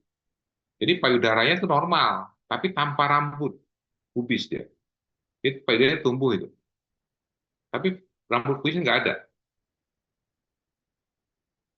Terus dia tinggi besar, cantik ya. Genitalia wanitanya tampak normal, tampak seperti vagina. Cuman uterus dan vagina atasnya nggak ada, kosong saja. Sewaktu kita karyotyping 46XY lelaki. Kalau tadi MRK kan 46XX wanita. Cuman karena uterus dan vagina tidak ada. Kalau ini sebenarnya dia adalah 46XY dengan kadar testosteronnya adalah seorang pria. Ternyata testisnya itu ada di rongga abdomennya. Nah, itu yang harus kita lakukan gonadektomi setelah pubertas. Kita lakukan suatu HRT pada pasien itu. Kan ini banyak kejadiannya, karena orang-orang seperti ini nih, dia akan menjadi seperti pramugari itu, tinggi besar, kurus, langsing, cantik, ya, membuat para lelaki akhirnya tertipu menikah dan ketahuan setelah terjadinya perkawinan. Nah ini perbedaannya ya, kalau MRKH itu 46XX dan AIS itu 46XY ya pada wanita itu. Jadi ini salah satunya. Dan bagaimana pengobatannya? Saya hanya memberitahukan yang bisa kalian lakukan saja ya. Nah ini, kalau kalian ketemu amenorrhea sekunder, kasih dia progesteron. Ya, kasih progesteron di 7 hari. Banyak itu program bisa noresteron, bisa Premulut, bisa Norestil, ya banyak itu sediaannya. Kasih dia 7 hari. Kalau setelah 7 hari dia berdarah, dah atur menstruasinya. Pakai apa diatur? Kasih dia pil KB. Nah, kalau sudah diberikan 7 hari juga tidak haid, lanjut diberikan dia adalah siklus pil KB kombinasi. Nah, kalau sudah dikasih pil KB kombinasi juga tidak haid, nah rujuk itu. Ya, nah itu. Ya, kalau sudah dikasih UJP tapi tidak berdarah juga, tidak menstruasi juga, kasih dia pil KB. Estrogen progesteron. Pil KB itu ada estrogen progesteronnya. Ya. Nah, kalau tadi berdarah, Anda atur dia estrogennya. Tapi kalau misalnya tidak berdarah juga, nah ini ada kelainan berarti. Kemungkinan ada yang di uterus, Asherman syndrome, TBC endometrium, nah ini nanti kasih dan rujuk ke kita. Mungkin level kalian sudah bisa nih menangani seperti itu. Ya. Mungkin itu kalau analisa hormonal nanti bisa dibaca saja. Ini juga dibaca saja. Ini kalau dia hiperprolaktin kasih bromokriptin. Kalau dia normoplatin kasih estrogen progesteron pil KB-nya. Nah, kalau dia mau pemicu ovulasi, kita kasih dia hormon-hormon untuk pemicu ovulasi, bromokriptin, hormon gonadotropin, atau kita kasih kolonifen sitrat ya untuk penyubur ya. Biasanya penyubur dipakai. Nah, sebagai penutup keberhasilan pengelolaan amenorrhea adalah menegakkan diagnosis berdasarkan lokasi organ yang mengalami kelainan. Nah, penanganannya sesuai dengan diagnosis dan berdasarkan pemeriksaan secara sederhana dan sistematis. Ya, nanti dibaca yang lainnya. Mungkin itu. Jadi kalau misalnya kalian ketemu pasien amenorrhea sekunder, kasih dia progesteron. Kasih 7 hari.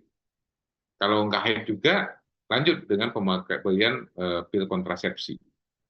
Kalau dia haid, ya sudah, lanjutkan dengan pengatur menstruasinya dengan mengasih pil KB. Yang murah-murah aja, nggak usah mahal-mahal. Ya, kalau sudah dikasih estrogen progesteron pil KB kombinasi nggak juga haid, nah rujuk deh ke kita biar ke rumah sakit biar ditangani lebih lanjut ya. Nah, itu sebagai pengetahuannya seperti itu.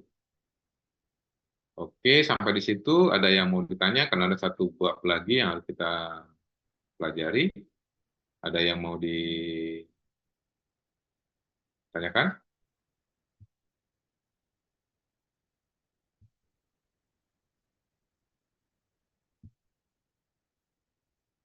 Kalau tidak ada, kita lanjut ke yang ketiga ya. Kita ada 3 nih subnya.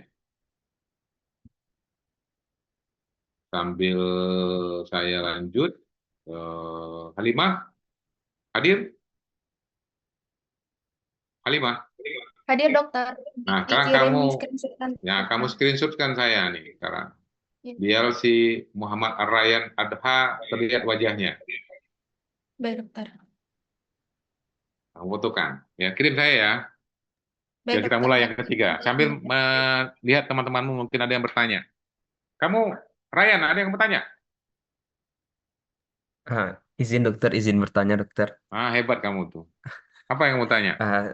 Tadi di amenorrhea sekunder itu kan jika sudah berdarah lagi kan diberikan pil KB untuk kontrolnya dokter. Artinya kamu sudah berikan progesteron tuh?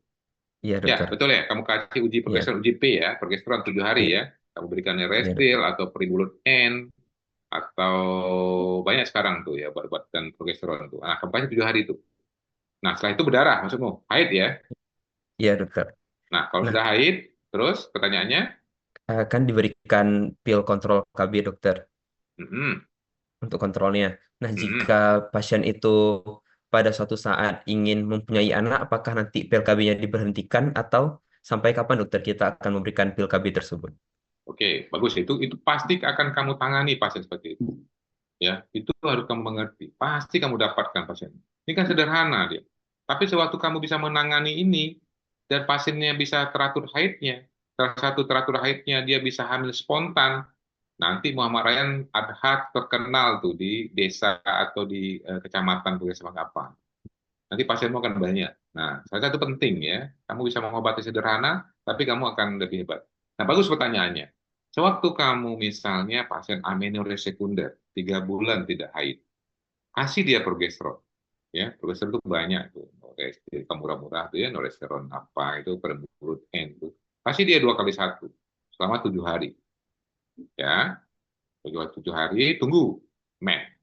Tunggu dia, men enggak? Kamu tunggu dah barang-barang 1 minggu, tunggu dia. Ya, jangan buru-buru. Tunggu dulu. Nah, kalau dia haid, artinya langkah kita kan meregulasi haidnya. Betul ya? Kita regulasi. Nah, regulasinya adalah pakai pil KB aja yang murah-murah. Itu banyak tuh di pil KB di puskesmas, itu tabur tuh nggak digunakan. Selama ini orang-orang hanya menggunakan sebagai pil KB saja. Itu kan keliru tuh, mubazir. Padahal dia bisa mengatur untuk siklus haidnya. Nah, kasihkan pil KB kombinasi. Kapan kita kasih pil KB kombinasi? Kan itu pertanyaannya. Pil KB kombinasi itu diberikan pada haid hari ke-5. Ya. Sama juga orang ber-KB itu diberikan pada haid hari ke-5. Jangan setelah haid baru diberikan pil KB-nya. Kedahuluan bapaknya ntar. Ya. Kan banyak tuh orang kasih pil KB, dia minum pil KB-nya setelah haid selesai. Itu namakan kedahuluan itu. Artinya kita berikan pil KB itu waktu dia masih haid, biasa diberikan pada haid hari ke-5. Itu tergantung pil KB-nya ya. Kebanyakan dia diberikan pada hari ke-5. Nah, berikan dia hari ke-5 haid, terus atur regulasi haidnya itu. Biasanya nanti setelah pil KB habis, dia akan haid sesuai siklus yang sebenarnya. Nah, tadi pertanyaannya Raya, bagaimana kalau misalnya pasien kepingin hamil? Ya, gitu ya? Ya, dokter. Ya sudah, atur dulu siklusnya barang 2-3 siklus, ya kasih dulu. Ini kalau misalnya udah kita kasih tuh pil KB-nya 1 siklus, men. Nanti Ibu hari kelima haid, Ibu datang lagi, Bu. Nah, kasih lagi tuh pil KB-nya. Atur lagi tuh, siklus kedua. Kalau memang sudah haid ya, datang lagi ya Ibu, nanti hari kelima ya, kasih 1 kali lagi. Minimal 2-3 siklus. 2 siklus sudah cukup biasanya, atau sampai 3 siklus. Biasanya lepas begitu, justru itu akan terjadi regulasi hormonal yang seimbang, yang baik, yang bagus ya. Biasanya tanpa kita berikan apapun, itu akan terjadi kehamilan. Nah, makanya tadi kita sepakat tuh, jangan buru-buru memberikan hal-hal yang akan membuat kita sulit untuk menanganinya. Padahal ada yang mudah gitu, ada yang sederhana, modifikasi gaya hidup, atur aja menstruasinya, ya sudah itu akan memudahkan dia untuk hamil. Nah itu yang dilakukan. Jadi saya rasa itu sangat mudah, Ryan.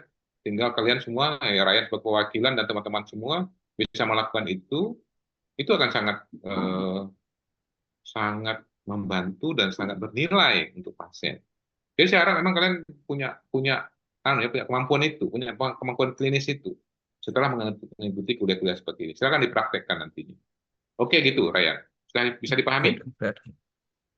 Sudah dokter, terima kasih banyak dokter. Oke, kita lanjut ya. Karena ada topik lagi nih. Si Halimah sudah kirim saya anunya. Oke, ini kita bicara dengan diabetes mellitus ya. Diabetes mellitus pada kehamilan. Sebenarnya secara definisi yang disebut dengan diabetes mellitus itu adalah gangguan metabolisme dengan berbagai etiologi yang ditandai dengan hiperglikemi kronis, disertai gangguan metabolisme karbohidrat, lemak, protein. Akibat apa? Akibat kelainan sekresi insulin atau kerja insulin atau kedua-duanya. Bisa karena gangguan sekresinya, bisa juga karena gangguan kerjanya. Jadi ternyata memang di tahun 2171 juta, sekarang malah meningkat 366 juta. Luar biasa ya. Jadi prediksinya itu 2030 itu meningkat. Kita contoh di Aceh aja. Zainal Abidin itu rata-rata penyakit yang banyak itu diabetes mellitus dan hipertensi. Orang Aceh itu penyakit yang paling banyak. Mungkin karena kita maulid 1 bulan ya. Aceh itu maulid aja 1 bulan tuh. Makan daging, pelangong, segala macam ya. Kita 1 bulan tuh. Jadi kalau kita setiap bulan, setiap hari aja tampaknya ada yang tak pergi seperti itu, ya sudah akan menambah gizi dan juga menambah hipertensi dan juga mungkin menambah yang lainnya ya. Kalau kita iringi dengan olahraga yang teratur ya, kita pertimbangkan tidak berlebihan, mungkin berdampak seperti itu. Nah, kita sebut diabetes dan kehamilan ya, ada 2, ada yang pre-exciting diabetes in pregnancy, ini bisa saja sebelum kehamilan, ada tipe 1, tipe 2, atau di awal pertama jadi kehamilan ya, the first time-nya, pertama kehamilan, tipe 1 dan tipe 2. Nah, mungkin kita fokusnya adalah di gestasional diabetes mellitus ya, untuk kasus hari ini. Nah, ini diabetes mellitus ya dikondisikan dalam bentuk ada yang DM mendahului kehamilan yang disebut dengan diabetes mellitus pregestasional, ada yang saat kehamilan yang disebut dengan diabetes mellitus gestasional. Jadi screening ini sangat penting mengingat insidensi diabetes yang meningkat terutama pada wanita-wanita yang risiko tinggi. Nah, ada bermacam-macam patofisiologinya. Kalau DM tipe 1 kita tahu karena destruksi sel beta ya secara autoimun yang menyebabkan insulinnya berkurang. Kalau DM tipe 2 itu karena resistensi insulin disertai semakin meningkat dan berkurangnya sekresi insulin karena memang dia resisten. Nah, kalau pada DM gestasional resistensi insulin itu terjadi pada paruh kedua, trimester 2 kehamilan. Nah, dikombinasi dengan adanya faktor-faktor predisposisi penyerta. Apa itu? Nah, kita lihat nih, faktor predisposisi penyertanya. Nah, kapan terjadinya? Biasanya kalau DM tipe 1 pada anak-anak dan remaja, tipe 2 itu pada orang lebih tua, usia pertengahan dan lebih tua, dan kalau DM gestasional selama kehamilan, terutama trimester 2 dan trimester 3. Nah, faktor risikonya apa? Nah, kita lihat saja nih, kalau DM gestasional itu faktor risikonya adalah obesitas, usia, gaya hidup, kurang gerak, diabetes terjadi sebelumnya, ya itu juga menjadikan dia sebagai faktor risiko. Selanjutnya, ya ini patogenisnya, ternyata memang seorang dengan ada masalah genetik, masalah environment, sehingga memang adanya autoimun yang merusak sel beta des, sel beta pankreas, ya, menyebabkan terjadi insulin defisiensi. Nah, ini yang terjadinya DM tipe 1. Kemudian DM tipe 2 bisa karena genetik atau defek daripada sel beta pankreas atau obesitas atau karena lifestyle yang tidak bagus, karena sedentary lifestyle, ya, duduk-duduk aja, kurang bergerak, makan-makan yang kurang karbo dan gula yang tinggi, sehingga insulinnya resisten. Nah, akibatnya akan terjadi kelemahan atau gangguan pada sel beta pankreas, ya. Akhirnya sekresinya terganggu. Itu tipe 2 NIDM. Nah, ini tes glukosa bisa kita tes. Kalau kita pada orang-orang diabetes, kita tes itu adalah HbA1c, kadar gula darah puasa, glukosa toleransi tes, dan tes glukosa random. Kalau kita temukan HbA1c di atas 6,5, itu sudah terdiagnosa diabetes. Atau kadar gula puasa di atas 126, itu terdiagnosa diabetes. Atau kadar glukosa toleransi tes di atas 200, itu terdiagnosa diabetes. Atau blood sugar testnya, random gula darahnya 200 atau lebih, ini akan terdiagnosa diabetes mellitus. Ini tesnya pada seorang hamil, kita biasa tesnya pada usia kehamilan 24-28 minggu, trimester 2 dan 3. Ya, kita lakukan screening test, bisa minum lautan gula, glukosa sewaktu itu, 1 jam kemudian kita periksa. Bila kadar gulanya lebih dari 140 mg, kita curiga nih, ini ke arah diabetes gestasional. Biasanya kita lanjutkan dengan glukosa toleransi tes. Dikasih puasa dulu sebelumnya, minum lautan gula, lalu kita periksa 1 jam pertama, 1 jam kedua, dan 1 jam ketiga. Ini faktor risiko, ya. Screening berdasarkan faktor risiko. Kalau dia risiko rendah, biasanya tidak ada tuh DODM pada keluarga-keluarga terdekat, ya. Biasanya usianya masih usia di bawah 25 tahun, berat badan hamilnya normal, berat badan saat lahir juga normal, tidak ada riwayat gangguan metabolisme glukosa, ya. Itu tidak ada riwayat obesitas yang buruk, kemudian etnis dan prevalensi DM-nya rendah. Nah, itu yang disebut dengan orang-orang berisiko rendah. Nah, itu satu risiko rendah. Nah, kalau risiko sedang bagaimana? Risiko sedang itu adalah tidak ada yang risiko rendah dan tidak ada yang masuk ke dalam risiko tinggi. Nah, ini risiko rendah sudah disebutkan tuh. Nah, risiko tinggi yang bagaimana?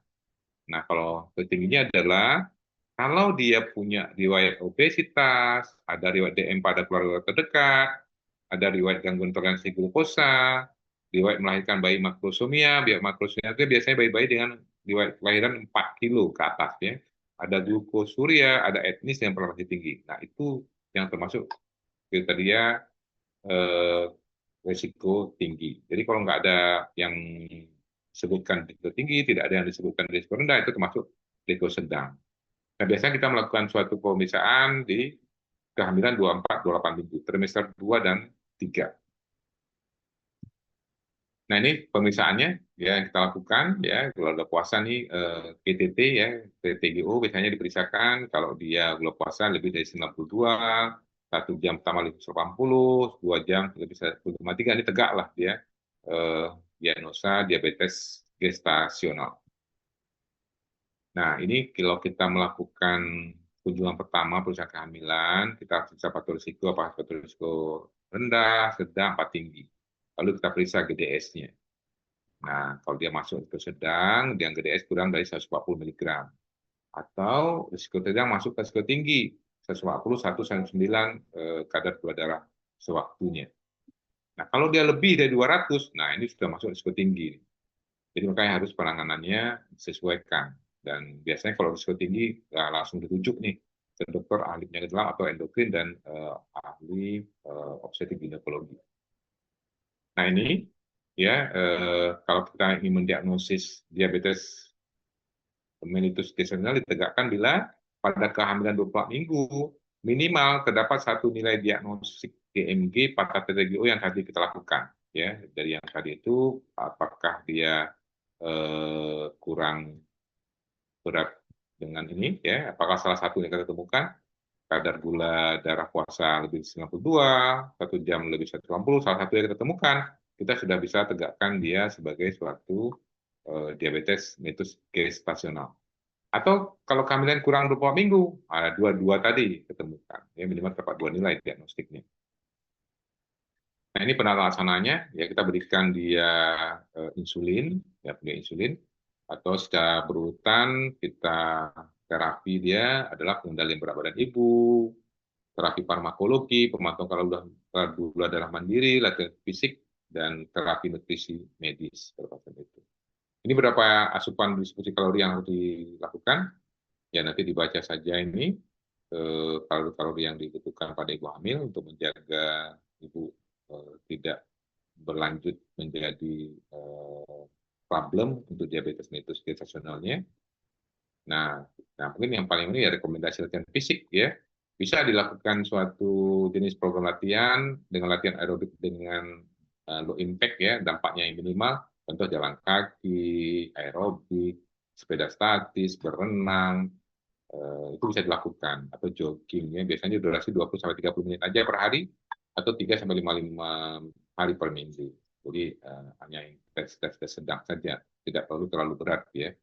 Atau kita melatih ketahanan otot dengan tali pita peregangan pembebanan, biasanya ibu hamil dikasih dumbbell ini, atau latihan menggunakan otot besar, atau melakukan latihan otot pelvis dengan Kegel. Nah ini dilatih pada ibu yang diabetes mellitus gestasional untuk latihan fisik. Tapi farmakologis kita berikan insulin sebagai lini pertama untuk penggantian gula darahnya. Ya ini kita biasanya bakal bekerja sama dengan ahli endokrin penyakit dalam. Nah, insulin ini juga bisa diberikan bila janinnya makrosomia, polihidramnion, atau kadar gula darah lebih dari 108 mg per dl. Ini yang harus diberikan. Atau kita bisa memberikan terapi farmakologis, metformin. Kalau metformin banyak ya, di puskesmas juga banyak ini. Bisa kita berikan 500 mg, 2-1 tablet. Biasanya metformin ini kelemahannya adalah membuatkan mual. Ya. Jadi makanya kita berikan pelan-pelan 1 kali 500, kalau tahan kasih 2 kali 500, kalau memang mampu boleh 3 kali 500 karena dosis maksimalnya bisa sampai 2000 mg per hari. Artinya bisa kita berikan 4 kali 500 ya. Tapi sebaiknya dilakukan dengan tapering ya, naik pelan-pelan. Itu yang harus diberikan. Nah ini penggantian berat badan. Jadi berat badannya itu jangan melebihi yang normalnya 18 sampai 22,9. Itu normal berat badan. Jadi jangan sampai lebih dari 25 atau kurang dari 18. Kalau 25 ya udah obesitas ya. Ya obesitas akan kesulitan untuk melahirkan nantinya. Biasanya bayinya akan besar. Nah ini trimester pertama dipantau gula darahnya. Kadang-kadang jarang ya untuk rawat inap. Tapi kalau memang diperlukan silakan dilakukan rawat inap dengan edukasi, penanganan kesempatan untuk menilai penyulit vaskular dan menentukan usia kehamilannya. Ini bisa diberikan terapi insulin pada ibu dengan diabetes, biasanya dosis 0,6-0,8 unit per kilogram untuk trimester pertama, 1 unit per kilogram untuk trimester kedua, dan 1,2 unit per kilogram untuk trimester ketiga. Jadi trimester pertama itu cukup 0,6 saja, trimester kedua 1, trimester ketiga itu 1,2. Jadi ada ukurannya pemberian insulin. Terus dipantau kadar gula darah sehari-harinya. Nah, dietnya tadi sudah kita sebutkan di atas, diatur dietnya, jadi tidak ada yang terlalu berlebihan, komposisi karbohidrat, protein disesuaikan, dan asupan kalorinya juga hanya 30-35 kilokalori per kilogram. Nah, memang dianjurkan berolahraga untuk olahraga ringan. Jadi jalan kaki 30 menit sehari, minimal 5 kali seminggu. Itu cukup pada orang-orang dengan DN gestasional. Nah, hati-hati hipoglikemi, biasanya memang diabetes itu cenderung kurang stabil pada trimester pertama. Nah, ini yang harus dilakukan supaya memang tidak terjadi hipoglikemi pada pasien dengan DN gestasional karena akan mengalami kehilangan kesadaran dan bisa kejang-kejang karena hipoglikemi. Terus kedua, kita deteksi cacat tabung saraf, biasanya kita akan melakukan ultrasonografi untuk melihat tulang belakang mulai dari leher sampai ke punggung, dan bisa juga diukur alfa fetoprotein ya pada ibu pada kehamilan 16-20 minggu, dan kita lakukan pemeriksaan sonografi, USG 18-20 minggu. Nah, pada kadar protein ibu pada kehamilan dengan diabetes mungkin akan lebih rendah ya. Tentu itu memang perlu diinterpretasikan kerjasama antar disiplin ilmu untuk mendiagnosisnya. Di trimester ketiga, biasanya memang wanita dengan diabetes bedah C1 sering dilakukan karena memang kadang-kadang bayinya besar ya untuk monitor. Kalau zaman dulu suatu kebanggaan tuh melahirkan dengan bayi besar, tapi sekarang bukan begitu filosofinya. Bagaimana melahirkan aman untuk ibu dan juga bayinya juga lahir dengan baik ya. Tidak bisa lagi kita hanya untuk melahirkan saja. Karena memang industri persalinan bayi tidak terlalu besar, mungkin masih direkomendasikan. Nah, dosis insulin disesuaikan, nanti bekerja sama dengan endokrin penyakit dalam, sehingga memang kita bisa melakukan suatu pemantauan yang baik terhadap ibu terhadap dengan insulin.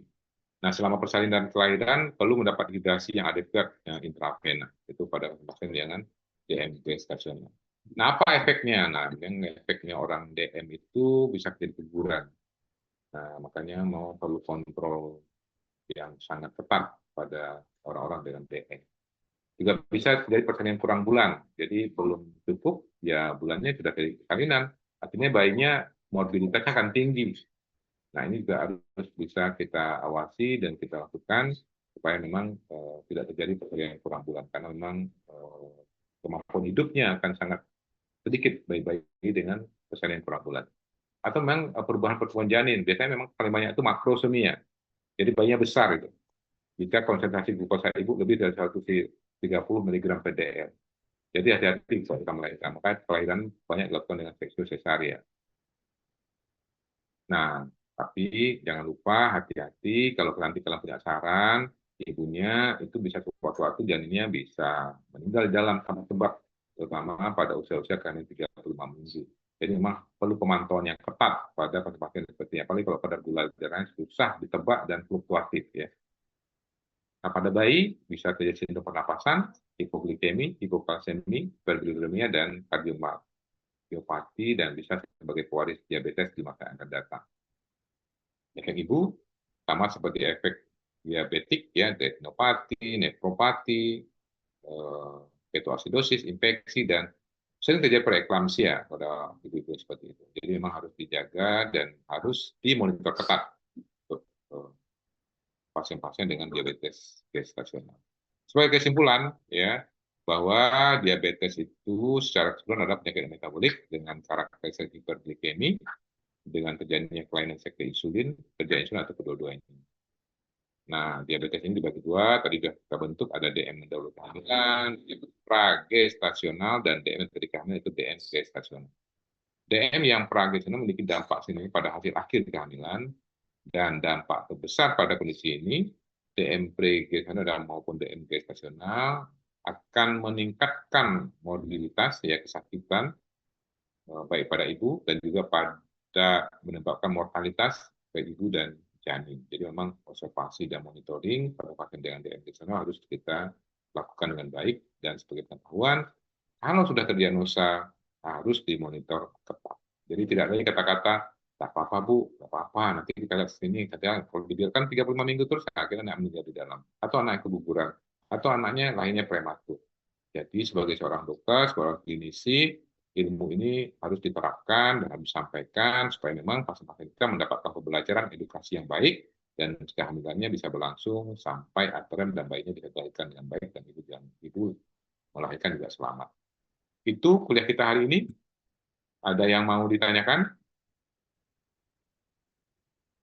Bu Ketua. Bu Ketua? Iya dokter, izin. Iya dokter. Nah, gimana? Ada yang mau tanyakan, Bu Halimah? Untuk saat ini belum ada dokter. Kalau nggak ada, kamu foto nih sekalian, terakhir. Baik dokter. Biar kita lihat siapa yang tidur nih.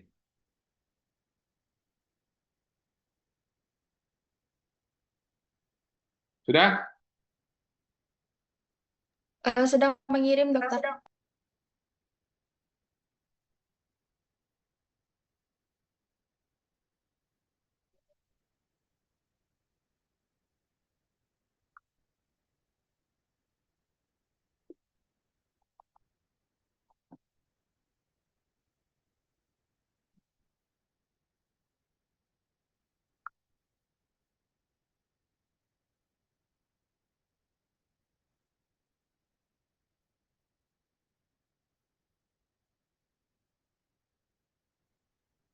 Udah, Halimah?